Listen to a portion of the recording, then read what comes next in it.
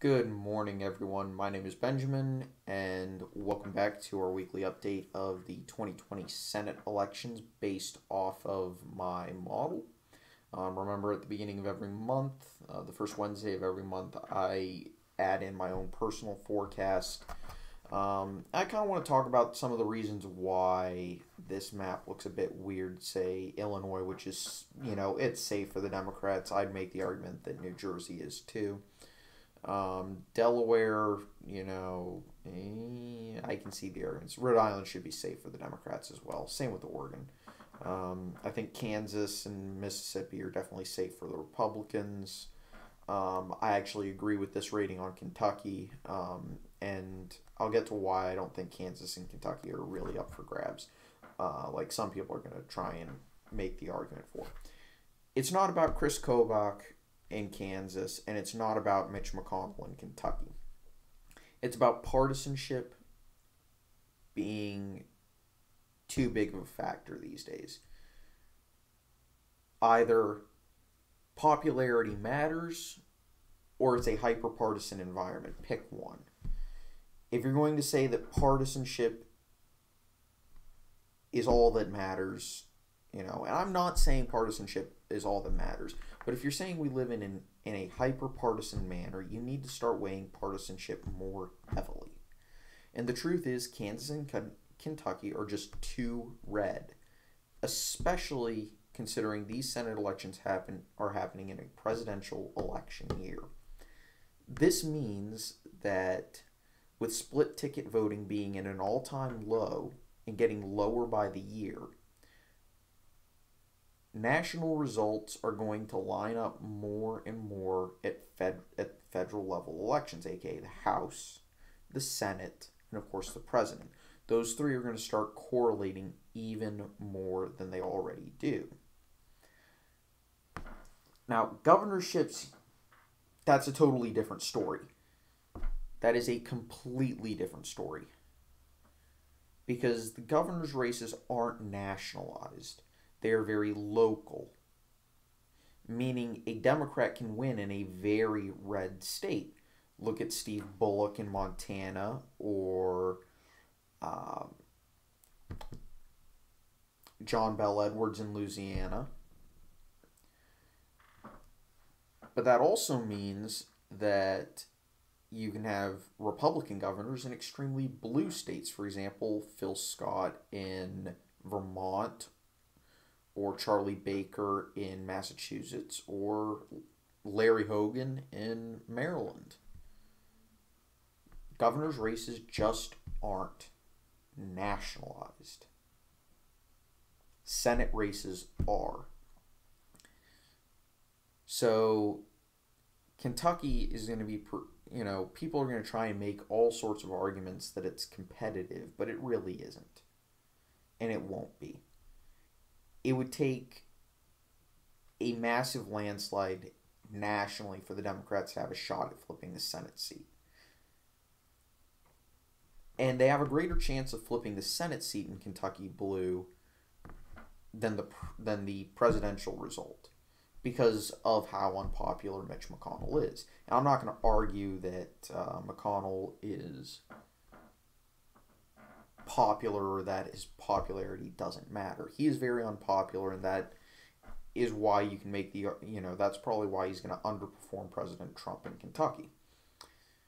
Chris Kobach in Kansas, though, I think the only reason he lost the governor's race was because there was an independent running, and that was Greg Orman. And in the Senate race, again, we run into the same thing. It is a presidential election year in a very red state.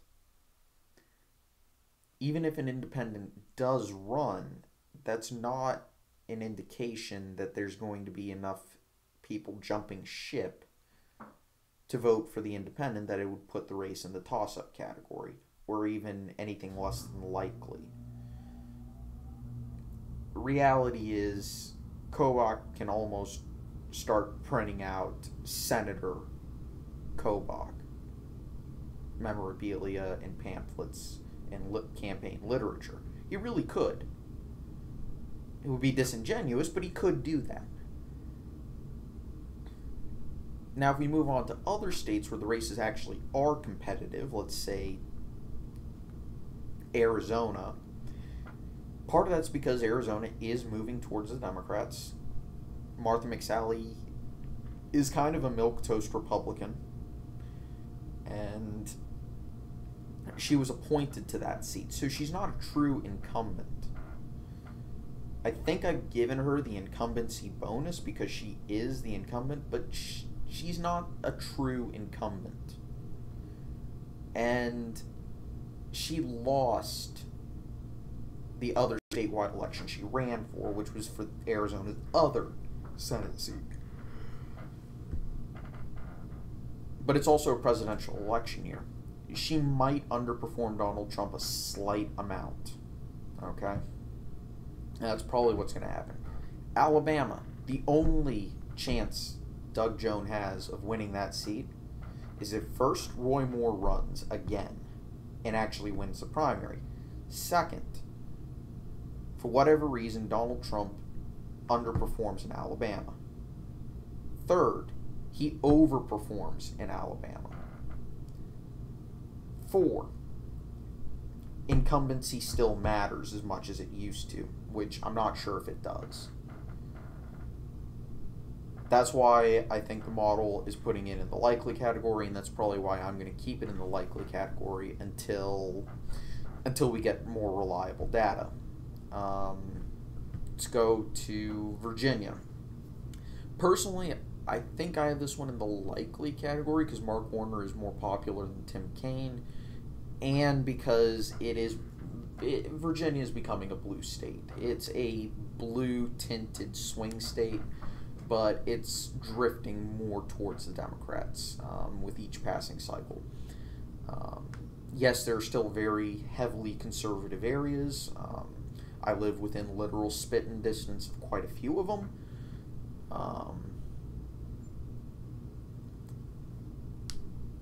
And actually, the place that I live in is pretty much split evenly down the middle between Republicans and Democrats. The neighboring county is kind of a swing county, but I think the major university in that county is kind of making it a blue county. Ever more so.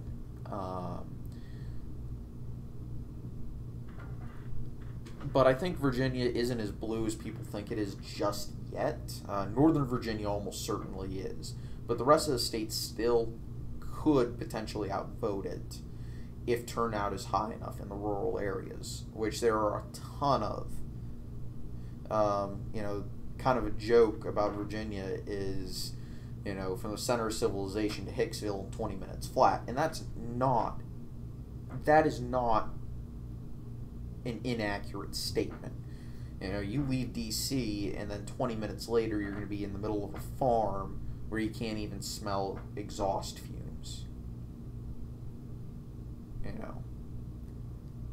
We call Roanoke a city, but in most places it'd be considered a large town.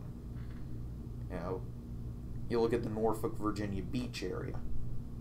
Virginia Beach for a long time was a Republican stronghold, and it might still be, but Virginia Republicans are not Trump Republicans, if that makes any sense. Virginia Republicans are more establishment-oriented. They're essentially a type who would vote for Rubio or Jeb. Virginia Republicans, while I won't say they're libertarian-leaning, they're definitely of the type that want a big military, because the federal government is one of the largest employers in the state of Virginia. Virginia voters, they want a stable candidate, not someone who is a media personality. They want a candidate who is going to keep everything pretty much the status quo. And they want someone who's competent in foreign policy, especially in Nova.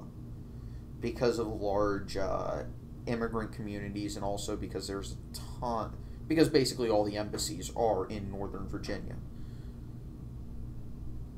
It's just the way it is. You know, you go up to Maine and look at Suzanne Collins, and her popularity has kind of fallen since the Kavanaugh thing.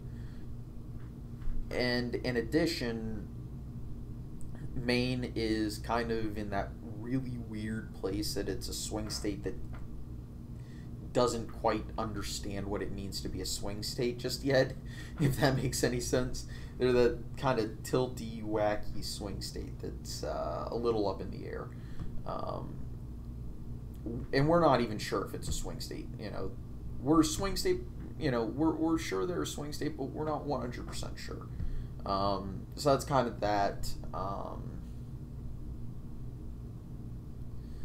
Anyway, and you can make those characterizations based off of what we know of the voters. For example, in Michigan, the voters are, you know, in the city of Michigan, not Michigan, wow, city of Michigan, nice, in Detroit, and a lot of the towns, say, you know, Detroit and Ann Arbor are fairly similar in that they're progressive, but Detroit also has a huge working class and industrial center that would like to get rebooted.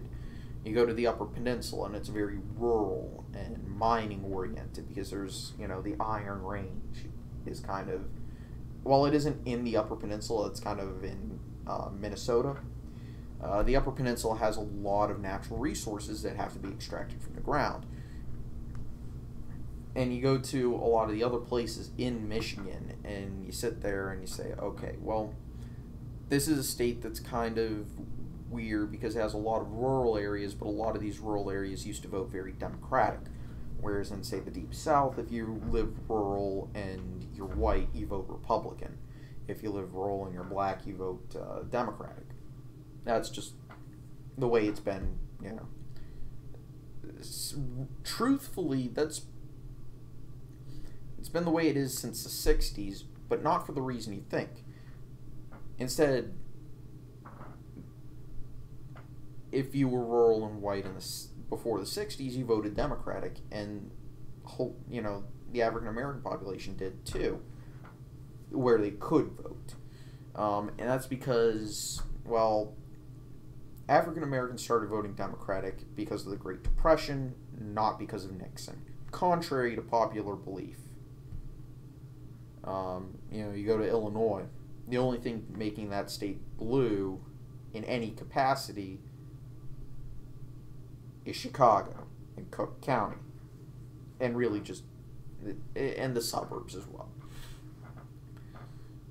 But you can look at these dynamics, and you can look, okay, well, this state has a city that can outvote the rural areas, so it's going to vote Democratic, or this state has a bunch of rural areas that outvote the cities, so it's voting Republican.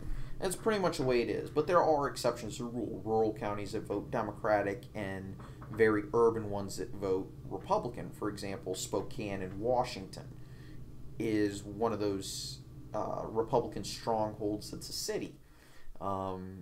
Phoenix for a long time was also one of those. Virginia Beach, I think I've mentioned that one already. Staten Island in New York. But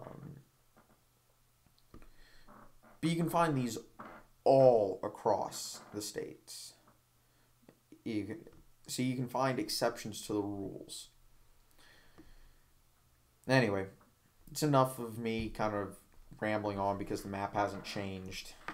So take it easy, y'all. I hope you enjoyed. I'll see you guys next time. Take it easy. Bye.